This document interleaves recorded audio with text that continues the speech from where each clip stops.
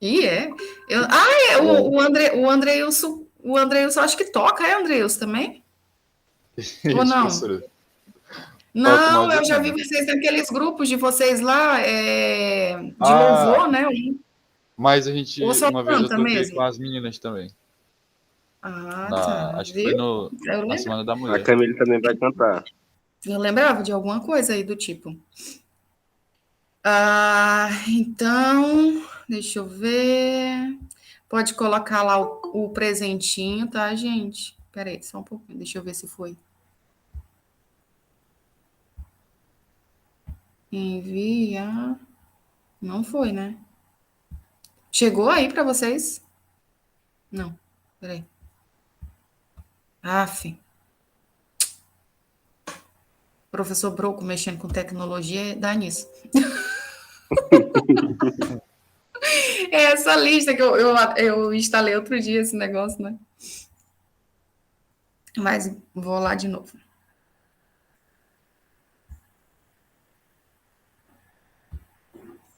Garanto que ainda tá melhor do que eu, porque eu nem sei o que é isso aí. Vocês coloquem presente aí, tá bom? Para aquele pontinho extra, beleza?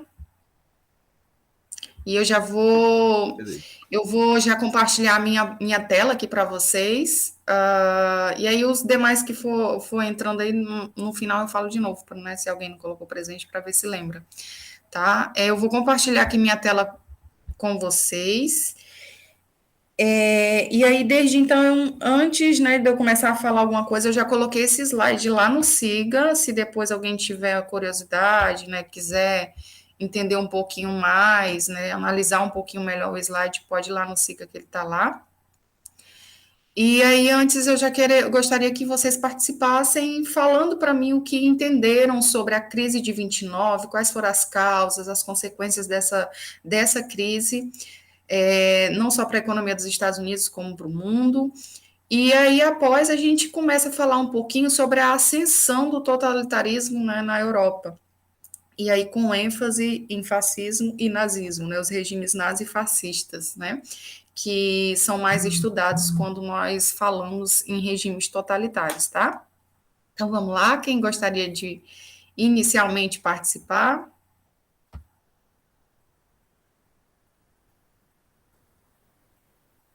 Ninguém.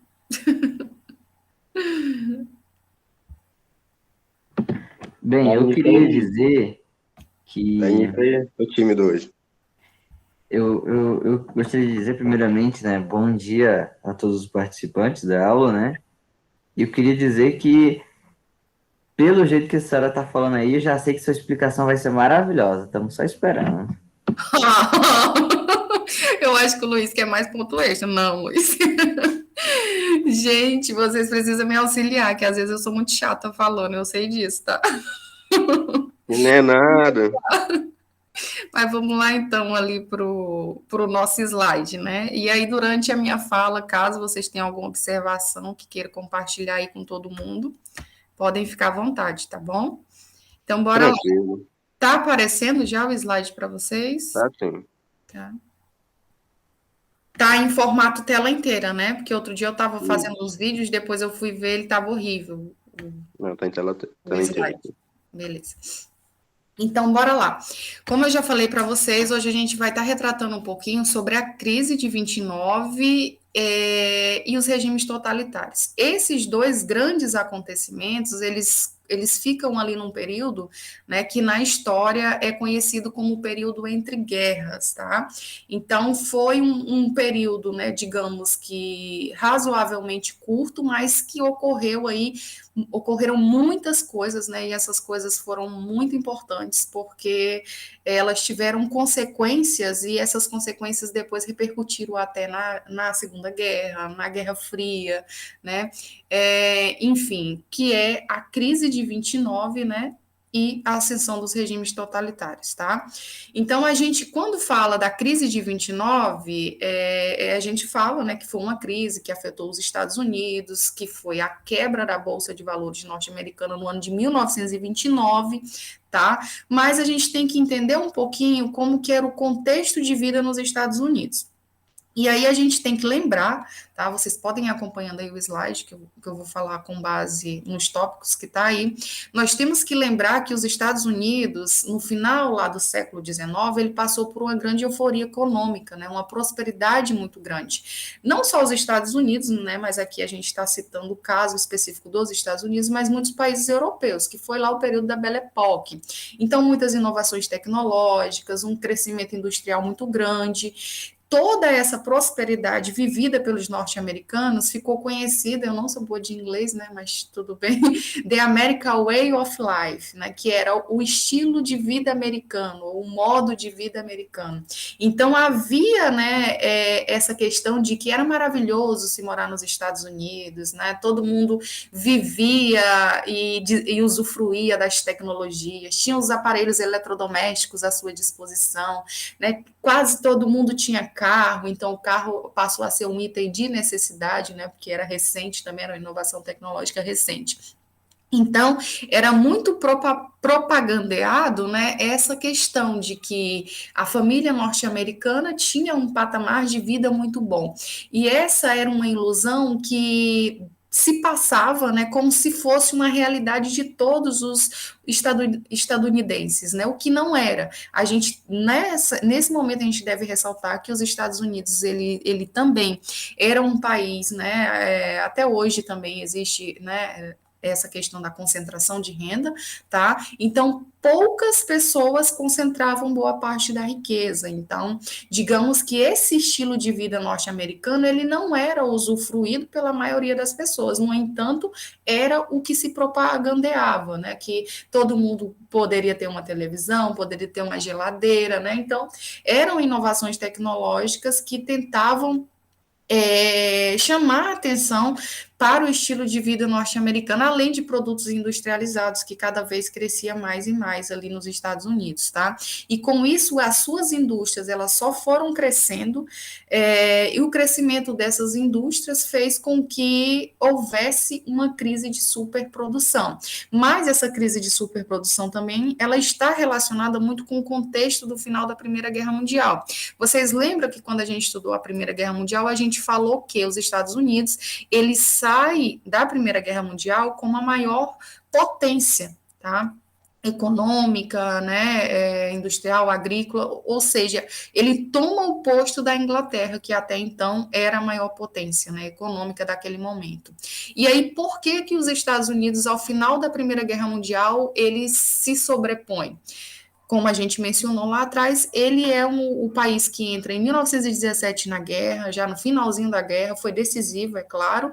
No entanto, ele não sofreu os efeitos catastróficos de destruição da guerra e também ele foi um grande financiador e exportador para os países envolvidos na Primeira Guerra Mundial na Europa, né?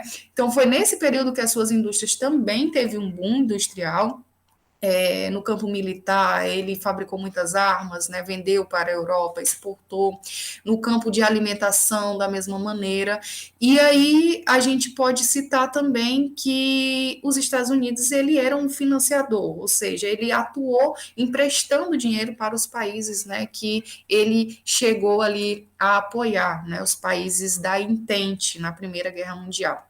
Então, toda essa participação dele na Primeira Guerra Mundial fez com que ele não tivesse tanto prejuízo, porque ele não participou lá desde o início, mas a sua economia fosse muito ampliada, né, por essa questão da exportação para esses países que participaram da guerra.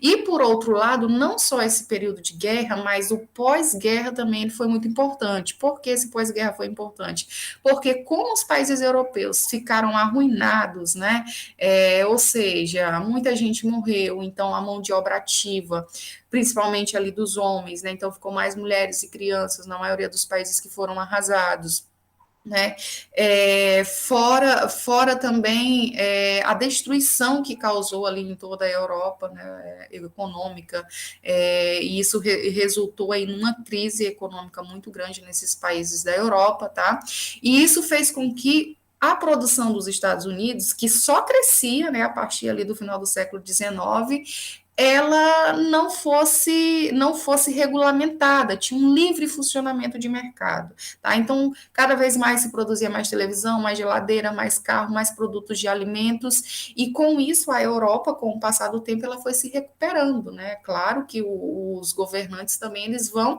tentar fortalecer as suas economias, e com isso criam-se barreiras protecionistas, né, na Europa, visando aumentar ali a ampliação da economia desses países da Europa.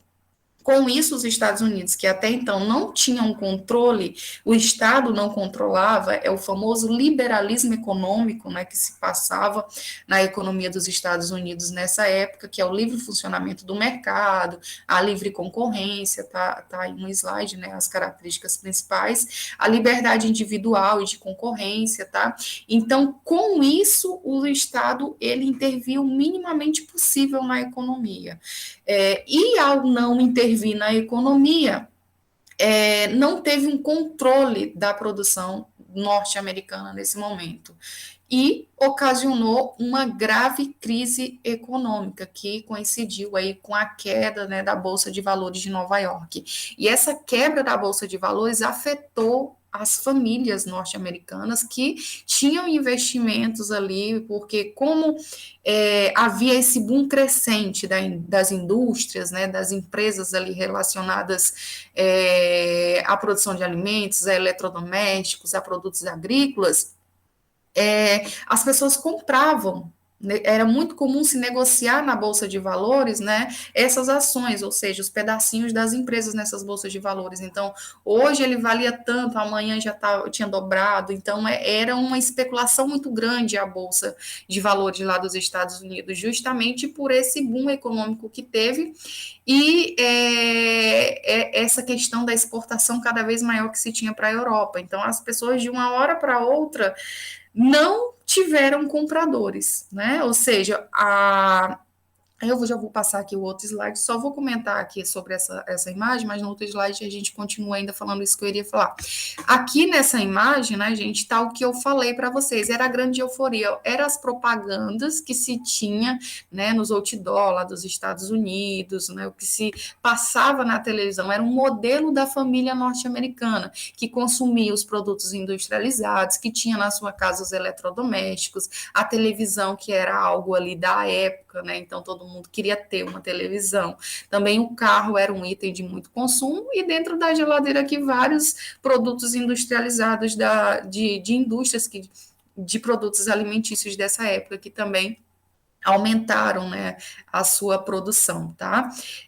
Com isso, gente, nós temos, né, nos Estados Unidos, o crash, né, que é a quebra da Bolsa de Valores de Nova York, e aí essa quebra da Bolsa de Valores de Nova York, a gente pode se pautar no que eu já citei, mas basicamente aqui, internamente, né, a capacidade de consumo dos norte-americanos, especialmente dos trabalhadores, né, e aí aqueles mais voltados a uma classe média que tinha a capacidade de comprar esses eletrodomésticos, ou da classe alta, tá?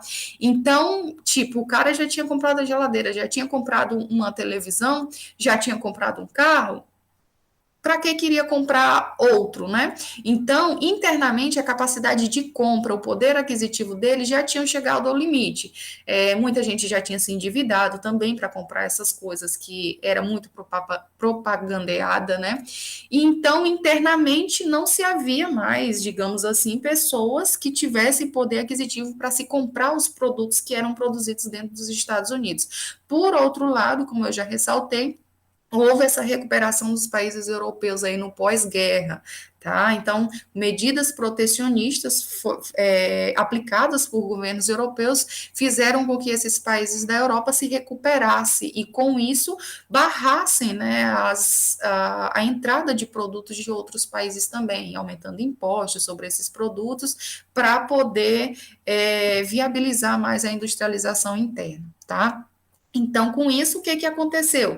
Uma diminuição das exportações de produtos dos Estados Unidos, e as suas fábricas dos Estados Unidos ficaram ali com seus estoques abarrotados, tá? Ou seja, não tinha demanda para os seus produtos, não tinha compradores para os seus produtos. E a Bolsa de Valores lá de Nova York, né? Ou seja, digamos que a gente tinha uma empresa lá que as suas ações estavam sendo valiosíssimas, né?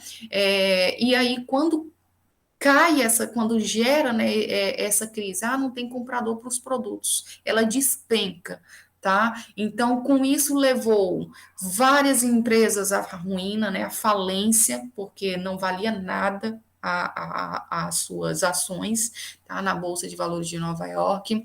Levou também vários bancos à falência, porque muitos bancos tinham também ações nesse mercado, haviam feito empréstimos, né, para várias pessoas que também usavam esse dinheiro como especulação na Bolsa de Valores, e com isso a gente tem a quebra, né, o crash, que foi a crise de superprodução. Então, foi em decorrência mesmo da elevada produção e da falta de demanda de pessoas que comprassem os produtos, tá? Então, essa crise, ela, de fato, a Bolsa, né, ela entrou nessa crise em outubro de 1929, tá? Quando essas empresas elas não conseguiam mais esconder, né, dos investidores a real situação do mercado, né, porque até então é claro que as empresas não foi assim algo que tipo aconteceu hoje ninguém sabia, é claro que as empresas já estavam sentindo uma redução da sua exportação, né, do poder de compra desses outros países e até mesmo internamente. No entanto, como o Estado ele não regulava, né, e aí os Estados Unidos ele era muito governado por essa questão do princípio do liberalismo econômico, que de acordo lá com o liberalismo econômico é deixar o laissez-fazer, laissez-passar, né, deixar e fazer, deixar e passar, ou seja, Adam Smith dizia que o mercado ele tem uma mão invisível, né, e essa mão invisível ela regula a questão da demanda e da oferta, então não era preciso fazer nada. E aí, como não se fizeram nada, pensavam que ia se resolver, né, por essa mão invisível aí do mercado, não se resolveu, né, o problema ele só se acumulou e ocasionou aí na crise de 29, tá? Então, quando os investidores da Bolsa perceberam, né, que havia esse grande problema aí de crise, eles tentaram, digamos que todo mundo colocar suas ações à venda. No entanto, a Wall Street, né, que é a Bolsa de Valores de Nova York, não tinha compradores. Então, foi um momento de crise, de desespero das pessoas, das instituições financeiras também, que tinham ali ações nesse momento, tá? Então, como consequências dessa grande crise, o que nós tivemos? Falência de fábricas e bancos. Muitos americanos perderam tudo que possuíam, né? Casa, empregos, o desemprego foi, assim, algo assustador nos Estados Unidos nessa época, porque como inúmeras fábricas fecharam suas portas, também tiveram que demitir seus funcionários, e muitas delas estavam ali ainda naquela produção desenfreada, tá? E essa onda de desemprego e de crise, ela também não ficou restrita somente aos Estados Unidos, né? A quebra, ela atingiu a economia mundial. Uma das formas com que ela atingiu essa economia mundial é o próprio Brasil. O Brasil, nessa época, né, 1929, a gente vai ter aí quase o período lá da transição, mas a gente ainda vivia o governo da República Oligárquica, né? Aquela lá que era formada por coronéis, né? Ligados à cafeicultura, tá? Então, os Estados Unidos ele era um grande comprador do café brasileiro. E com a crise, diminuiu as exportações. Quando Getúlio Vargas, que é tema que a gente vai ver daqui mais para frente ainda, quando Getúlio Vargas vai assumir o poder, ele vai até fazer uma política, né, de comprar o café excedente, né, aquele café que não tinha compradores, e queimar esse café. Então, muitas sacas de café foram queimadas no Brasil na década de 30, tá? Tentando reverter essa questão da crise, né, e da superprodução do café, porque tinha café demais e não tinha comprador. Então, foi uma medida de tentar reduzir o estoque para poder valorizar o café, né? Então, o governo federal comprou esse café para também uma forma de auxílio, né, para que não se quebrasse aí os cafeicultores nessa época, mas também para tentar reverter o preço aí do produto no mercado, tá? É claro que essa crise ela só vai começar a ser regularizada com o tempo, né? E aí, de fato, ela só é totalmente recuperada ao final da Segunda Guerra Mundial, né? Que os Estados Unidos ele volta de novo aí a ser, né, a se posicionar como uma grande nação, né, uma grande potência econômica de novo, tá? No entanto, na década de 30, ela já começa a sair dessa crise, e aí a gente vai ver quais motivos foram importantes para que os Estados Unidos saísse dessa crise, tá? Então, aqui desse lado, né, nesse slide, eu espero que tenha passado o slide, a gente tem mais duas imagens, que são imagens da época, né, dos Estados Unidos. Então, aqui a gente tem uma imagem que retrata o oposto, o contraste do que era pregado antes da crise no outdoor, né, que é o modo de vida norte-americano, tá? Então, a família com o cachorrinho, com as crianças, todo mundo dentro do carro. O carro era um objeto ali, digamos que toda a família da classe alta e da classe média possuía nos Estados Unidos, tá? Então, era tipo fazendo uma propaganda mesmo dos Estados Unidos. Venha para os Estados Unidos, que é muito bom morar nos Estados Unidos. Todo mundo tem um carro, todo mundo tem uma geladeira. Mas é claro que não era essa a realidade, como eu falei para vocês, né? Só lembrando, nesse momento, a gente tinha, né, nos Estados Unidos aí uma política ainda muito ali nos Estados do Sul segregacionista também, tá bom? E aí os Estados Unidos ele tinha a maioria da renda concentrada nas mãos da classe alta e da classe média. Eu acho que 13% da população tinha praticamente 90% da renda, tá? Então, aqui é o contraste que veio no pós-crise, que era o que era pregado, né, no outdoor atrás, e depois o que foi vivido, tá? Filas de desempregados, de pessoas esperando por doação, por sopa, por alimentos que eram doados por organizações humanitárias, tá? E aqui embaixo também da mesma forma, né? Filas de pessoas que estavam ali em busca de uma alimentação diária, né? Sopa grátis, café grátis, enfim. Muitas organizações atuaram nesse momento visando melhorar a situação, né, que os norte-americanos viviam naquele momento, tá? E aí nós tivemos como um dos responsáveis pela saída dos Estados Unidos da crise de 29, o Franklin Delano Roosevelt, que foi o presidente que assumiu em 1933, tá? Que até então, mesmo após a crise, né, 1929, o presidente à época, né, dos Estados Unidos, ele acreditava que não precisava, pautado no liberalismo econômico, ele acreditava que não se precisava fazer grandes coisas, que os Estados Unidos, o próprio mercado conseguiria sair dessa crise, se regularia e voltaria de novo, né, ao que era antes. Então, as medidas não foram eficazes nesse sentido antes do governo Roosevelt. E com a chegada, né, do governo Roosevelt ao poder, em meio àquela turbulência, então abriu espaço para que a oposição entrasse ali em 1933, o Roosevelt ele chega com uma proposta diferenciada, né, que até então é contrária ao governo liberal, né, que é partidário do liberalismo econômico, que é a não intervenção do Estado na economia. Então, ele é favorável à intervenção governamental na economia, então a bandeira é que o Estado ele precisa regular as relações, tá, econômicas, ele precisa criar oportunidades também trabalhistas, né, ou seja, sociais também, então ele deve regular alguns setores da economia, e aí com isso ele vai lançar o plano que ficou conhecido como New Deal, que é o novo acordo, tá? E esse novo acordo, ele vai ter algumas características que vai fazer com que, paulatinamente, né, aos poucos, os Estados Unidos, ele saia aí dessa grande depressão, que foi assim como também ficou retratada a crise de 29, tá?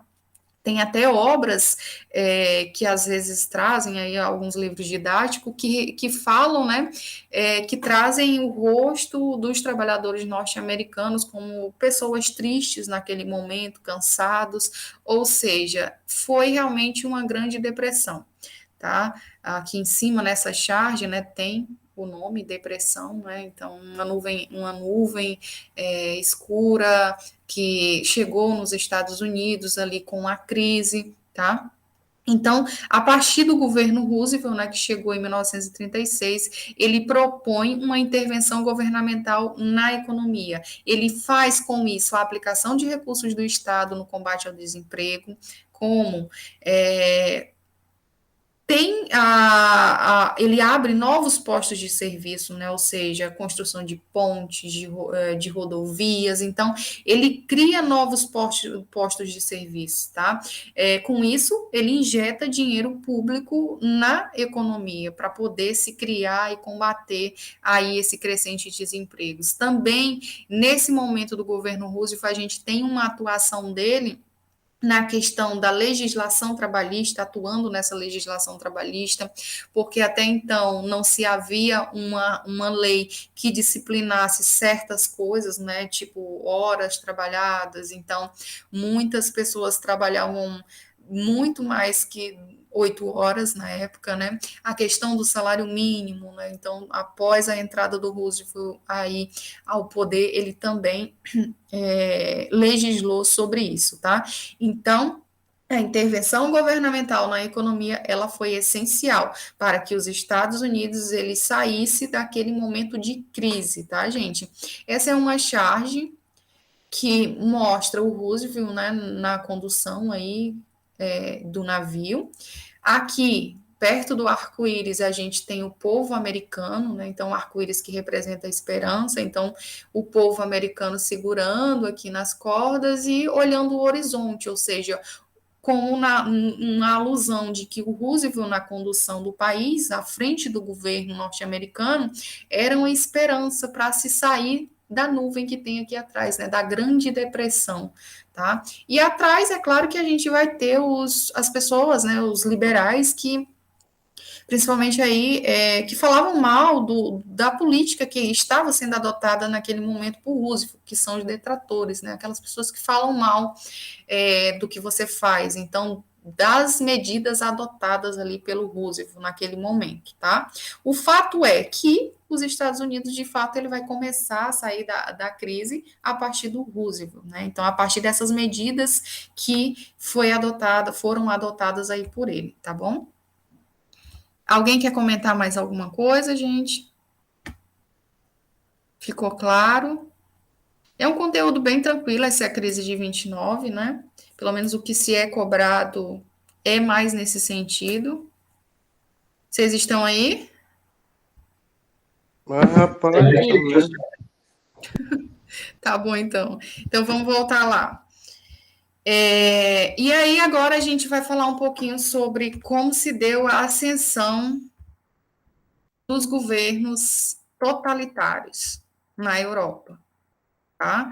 E aí é claro que existe uma abordagem que não se acaba em relação a nazismo e a fascismo, né? Então, são muitas coisas.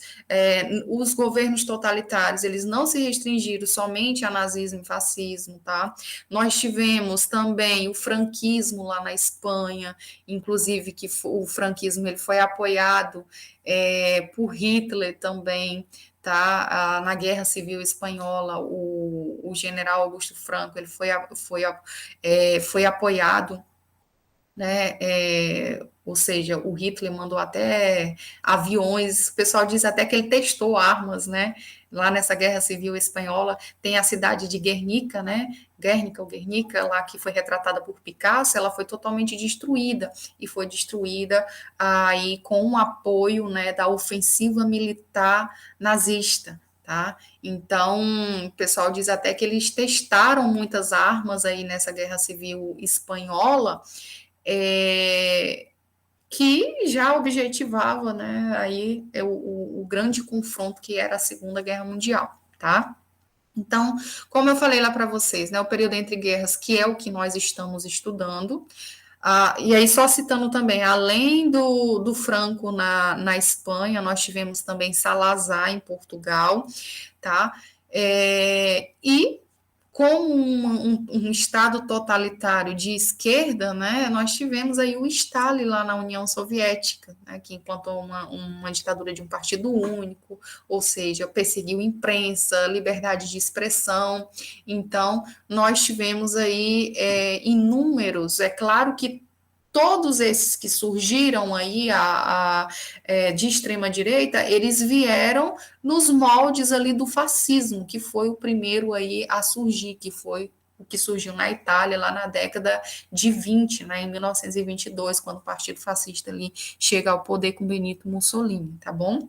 Então, esse período entre guerras, né, que vai de 1919 a 1938, muita gente fala, acabou a Primeira Guerra Mundial, né, já começou ali o período entre guerras também, até o início ali da Segunda Guerra, que é 1939. Então, a gente tem o fim da Primeira Guerra e a quebra da Bolsa de Valores, entendam a quebra da Bolsa de Valores também como sendo algo muito importante para que esses regimes totalitários pudessem surgir na Europa, tá? Porque com a quebra da Bolsa de Valores, o que a gente tem? A gente tem uma perda de fé no liberalismo econômico, que era aquele que era defendido nos Estados Unidos, né? Ou seja, o mercado se regula, o Estado não intervém, não precisa ser aquela figura, né, de que o Estado dita as regras, enfim, não precisa disso. Então, é o liberalismo econômico, tá? Então, se teve, a partir da quebra da Bolsa de Valores, uma perda de fé, né, nesse processo de liberalismo econômico que era difundido ali pelos ideais dos Estados Unidos, tá? Por outro lado, a Revolução Russa, que nós tínhamos passado lá em 1917, né? Na época que a Rússia saiu até lá da Primeira Guerra, porque passava por um período de revolução dentro do seu país, que gerou, né, na queda do regime czarista, na implantação de um governo socialista, e aí, principalmente ali quando na Revolução de Outubro, né, feita pelos bolcheviques, que era a maioria, e que implantaram medidas socialistas dentro da Rússia. Então, quando se implantaram essas medidas socialistas, o que nós tivemos, que a gente citou lá atrás? A expropriação das propriedades privadas, né? Deixaram de se pagar dívidas também externas que se tinha naquele momento. Então, se pegou as propriedades também da igreja, né, a igreja ortodoxa que se tinha naquele momento, empresas internacionais que tinham capital estrangeiro lá dentro, o seu capital foi apropriado para as mãos do Estado, tá? Então, há de se entender que, nesse momento, além da Europa, né, que já estava se recuperando aí da Primeira Guerra Mundial, mas havia o medo do liberalismo total econômico, como era a forma que acontecia nos Estados Unidos. No entanto, havia-se o medo da propagação dos ideais comunistas também, porque vale se ressaltar que havia uma classe média muito grande na Europa, né? Ou seja, as pessoas ligadas à terra, ligadas às fábricas também, que estavam em prospecção já nesse momento, né? E essas pessoas não queriam perder as suas riquezas. E o comunismo, né, devido às suas ideias dos meios de produção não ser propriedade, né, ser sim do Estado, e haver aquela questão da socialização após com os trabalhadores, havia-se um medo da propagação dos ideais comunistas ali na Europa. Então, se somou essas duas coisas, né? a crise da Bolsa, que foi a perda de fé no liberalismo, e o medo da propagação dos ideais comunistas, aos ressentimentos também gerados pelos principais países, né, ali, Alemanha e Itália, no final da Primeira Guerra Mundial. Vocês viram que a Primeira Guerra Mundial, né, desde lá do neocolonialismo, que a gente, é um evento que vai puxando o outro. Né? Então, a Primeira Guerra Mundial terminou, nós tivemos a assinatura do Tratado de Versalhes. O Tratado de Versalhes ele foi muito prejudicial para a Alemanha, tá? Até se tentou pelo o presidente Wilson, lá dos Estados Unidos na época, no final da Primeira Guerra Mundial, tem os 14 pontos de Wilson, né? Ou seja, era uma guerra que era para ser finalizada, de acordo com o Wilson, uma guerra sem vencedores, ou seja, até para tentar reverter essa questão do ressentimento e da rivalidade. No entanto, isso não, os 14 pontos de Wilson não foram aceitos, tá? E o que se teve foi a assinatura do Tratado de Versalhes. E o Tratado de Versalhes, ele impôs duras consequências aí para a Alemanha, que teve que pagar indenização, né? Dizem que ela nunca pagou, mas foi obrigada aí a ter que pagar indenização. Seu poder militar teve que ser reduzido, não podia ter investimentos, né, a mais de 100 mil homens nos seus exércitos, tá? Teve que devolver colônias da África e da Ásia, e aí também para a própria França, né, que tinha sido uma guerra anterior, ela perdeu a região da Alsácia-Lorena para a França novamente. Então, ela sai na Primeira Guerra Mundial humilhada. Tá? E isso faz com que o sentimento nacionalista, que já era muito grande ali desde o final do século passado, ele só cresça, tá? E com isso o revanchismo também só aumente ali a partir daquele momento, ou seja, de querer dar o troco, de querer ali, digamos que, se libertar daquela situação de humilhação que foi passada, né? E querer fazer um país forte nesse momento, tá? E por outro lado, né, aí eu estou falando da Alemanha, mas por outro lado, a Itália também, ela é um país que sai com ressentimentos da Primeira Guerra Mundial, porque vocês lembram que a Itália mudou de lado, né? Ela era do lado da Aliança e depois passou para o lado da Entente, e aí com isso. Por que ela passou para o lado da Entente? Porque ela recebeu propostas que eram vantajosas, né, de territórios que poderiam ter, até na Ásia, na África também, por parte da Inglaterra, o que no final não foi cumprido, ou seja, a Itália não ganhou os territórios que haviam sido prometidos lá pela Inglaterra e pela Entente naquela época, tá bom?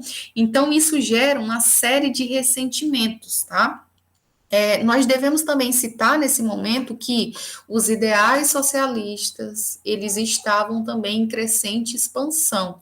A Revolução Russa, ela havia sido exitosa, o socialismo havia chegado ao poder, então é lógico que esses ideais, que inclusive teve interferência aqui também na política brasileira, eles também chegariam ali, né, na Europa, né, então sairia ali da União Soviética e chegaria ali nos outros países ali da Europa. Então, dentro da Itália, dentro da Alemanha, começaram a surgir movimentos que já levantavam essa ideologia aí do socialismo.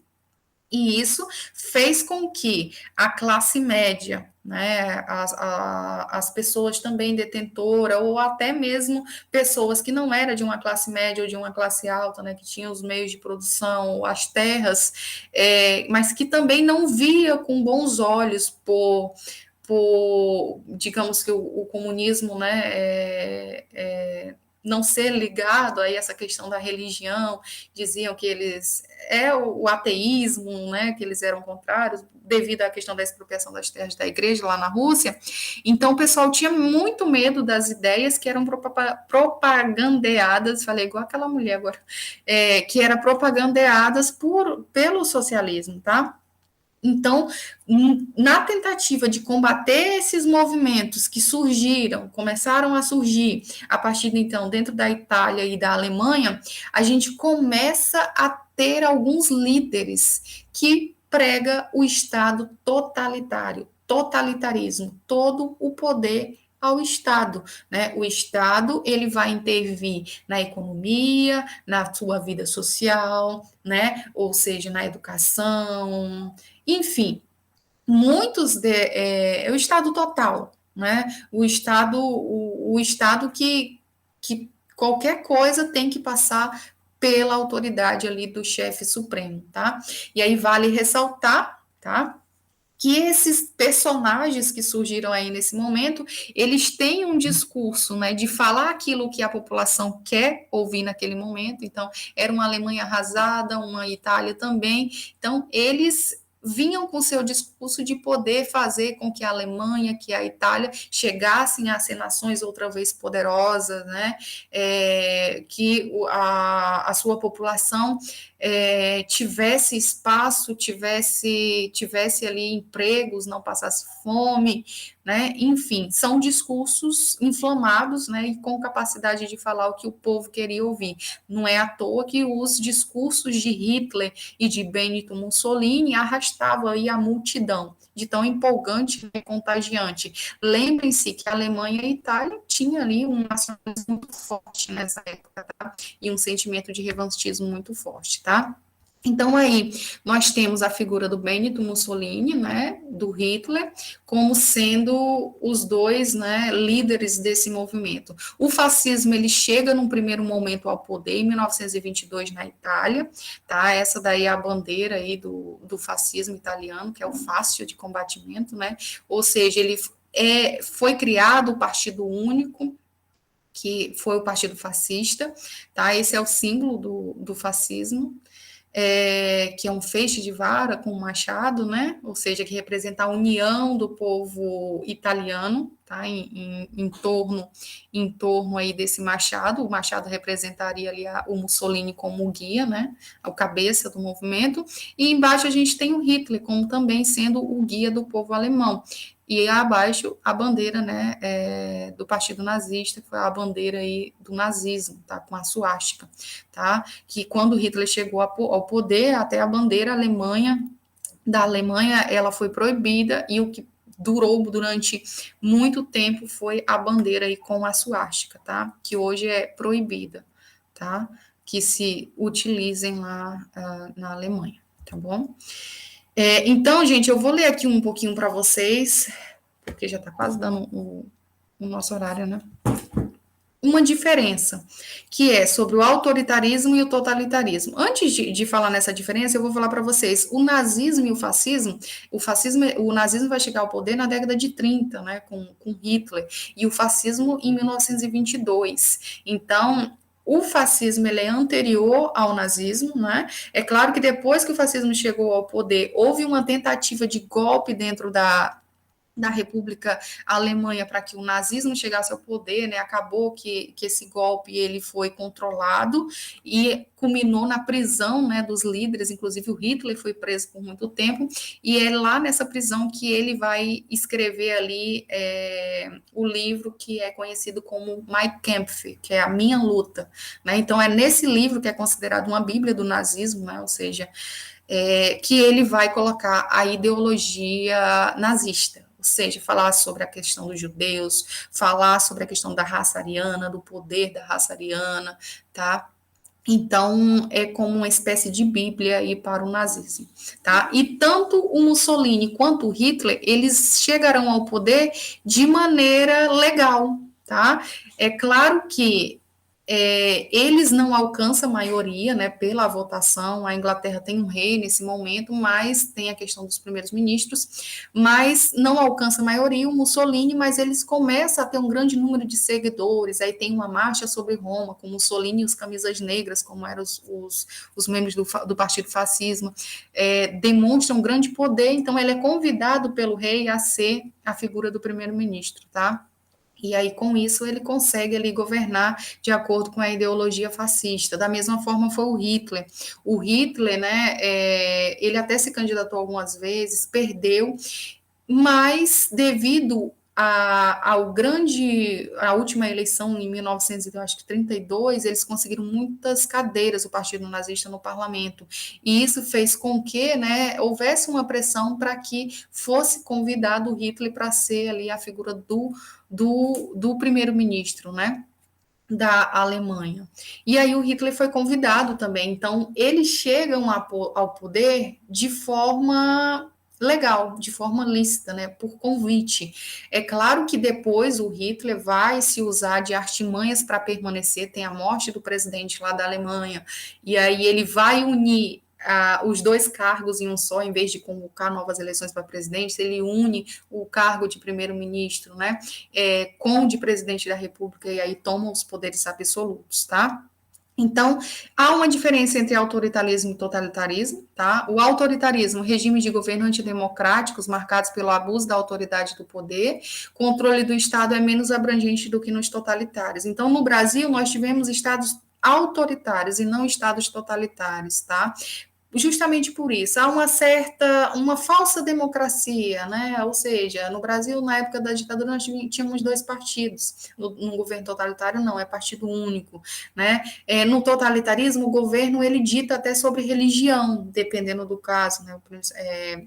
Ele fala até qual religião que se deve ser ensinada. Foi até um acordo do fascismo com a Igreja Católica na época, né, de se ensinar a religião católica na Itália, tá? Então, às vezes, há essa ideia. O governo, ele te vigia em todas as esferas da tua vida, tá? Então, o Estado total é simplesmente um estado em que todas as relações, elas são controladas, tá? As relações sociais, os teus amigos, se você é amigo de pessoas que têm alguma vinculação com o não totalitarismo, né, você é considerado inimigo, enfim, é uma máxima intervenção do governo na sociedade, que é caracterizado pelo ultranacionalismo, né, o nacionalismo exacerbado, a centralização do poder na figura de um líder, então há a personificação de uma pessoa que vai liderar a nação, que vai conduzir ela aos ideais, né, nazista e ao fascista.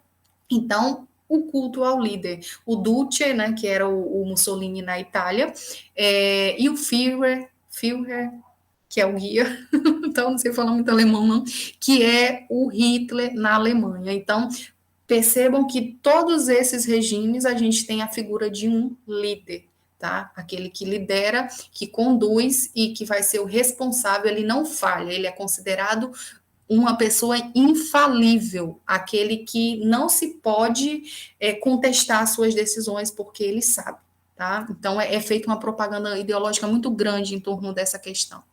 Partido único, né, perseguição aos opositores, como eu disse, e esses opositores são considerados inimigos nacionais, e todas as suas relações são reguladas pelo Estado.